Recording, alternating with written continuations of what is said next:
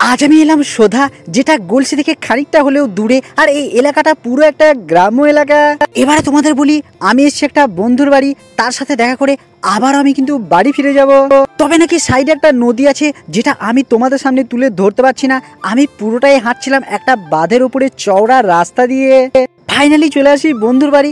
বন্ধুর বাড়ির পাশেই ছিল কিছু ছাগল আর কিছু ভেড়ার দেওয়াল, যেগুলো দেখতে ঠিক একেবারেই আমার মতো। সেখানে ছিল কিছু কটুরি, আর কিছু ছিল ধান, আর সাইডে একটা বিরাট বড় মাঠও ছিল। এগুলো হচ্ছে টোটালি চাষের ধান, আর ধানের গুরুত্ব তোমাদের নতুন করে বোঝাতে হবে না। ধান থেকে হয় ভাত, আর ভাত যদি বাঙালিরা একবেলা না পেত, তাহলে এমনি তারা টেনশনে অর্ধেক মার্ডার হয়ে যেত। আর কারা কারা ব্লগটা চাষি ঘর থেকে দেখছো, তারা অবশ্যই কিন্তু কমেন্টে হাই করে দিও। এখানে অনেক ধান মাটিতে না পড়ে এই বস্তাটার মধ্যে পড়বে, তাই ধানগুলো অতটা নষ্ট হবে না। তবে চাষবাসের ক্ষেত্রে এদের যে কতটা ভূমিকা, সেটা নতুন করে নাই বললাম। তো চলো, টাটা।